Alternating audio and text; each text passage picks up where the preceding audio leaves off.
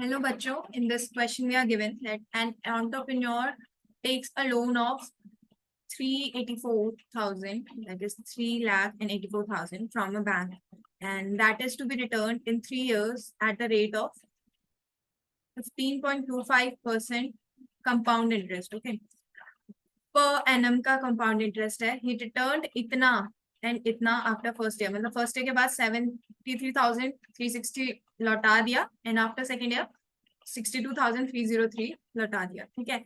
How much money will he have to return after the third year of the settlement of the loan? तो तीसरे साल के बाद उसे कितना, थर्ड ईयर के एंड में at the maturity period उसे कितना रिटर्न करना पड़ेगा, हमें ये निकालना है. ठीक है. तो इसका कंपाउंड एनुअली का केस है. ठीक है. तो हम सबसे पहले हम लेके चलते हैं फर्स्ट ईयर का. तो हम यहाँ पे फर्स्ट ईयर के लिए सॉल्व करेंगे, यहाँ पे सेकेंड ईयर के लिए और यहाँ पे थर्ड ईयर. ठीक है.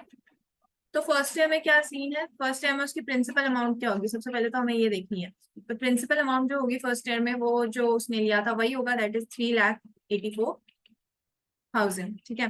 तो इस पे जो उसकी अमाउंट बनेगी after 1 year, it would be, formula क्या होता है, principal amount multiplied by 1 plus rate upon 100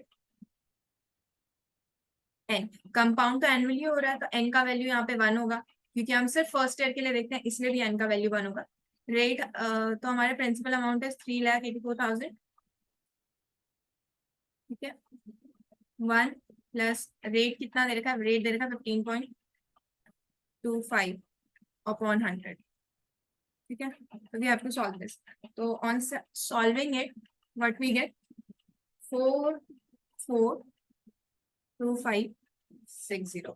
so it's 4,42,560.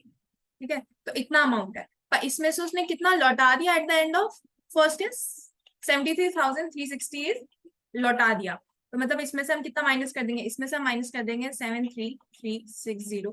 तो व्हाट वी गेट, तो फाइनल आउटकम हमें मिलता है 36,9200. So this is 3,69,200. तो ये अमाउंट हमारे लिए क्या करेगी, सेकेंड ईयर के लिए ये प्रिंसिपल अमाउंट होगी. तो अब principal amount for the second year हमारी क्या हो जाएगी, 3,69,200. ये हमारी सेकेंड ईयर के लिए प्रिंसिपल अमाउंट होगी. अब हमारा इंटरेस्ट किस पे लगेगा, इस पर्टिकुलर अमाउंट पे लगेगा. तो इस अमाउंट पे जब हमारा इंटरेस्ट लगेगा, तो हमारी अमाउंट क्या हो जाएगी by the end of second year, 36,9200. 1 rate same रहता है 15.25 अपॉन 100. ठीक है. तो अब हम इसको जब हम फर्दर सॉल्व करेंगे, तो हमें आएगा 3692 मल्टीप्लाइड बाय 115.25. ठीक है. तो on solving it further you get 525,503. अब इसके बाद क्या है, इसके बाद सेकेंड ईयर के एंड में उसने कितना लौटा दिया, 62,303 लौटा दिया. तो अब इसमें से हम कितना सब्ट्रैक्ट कर देंगे, इसमें से हम माइनस कर देंगे 62,303. तो we get an amount of 363,200. तो ये अभी उसकी पेंडिंग अमाउंट है, इतना उसे देना है. फॉर द थर्ड ईयर ये अमाउंट हमारी क्या काम करेगी, this will act as a principal amount, that is 363200. ठीक है. तो अब हमारा कंपाउंड इंटरेस्ट जो लगेगा वो इस पर्टिकुलर अमाउंट पे लगेगा. तो फाइनली उसको कितनी अमाउंट देनी पड़ेगी, 363200 मल्टीप्लाइड बाय 1 प्लस 15.25 अपॉन 100. तो ये आपका देगा 3632 मल्टीप्लाइड बाय 115.25. तो on multiplying you get 418,588. So ये आपका आ गया 4,18,588. इतना रुपीज उसको at the end of third year देना पड़ेगा. This is the final amount उसे at the end of third year देनी पड़ेगी.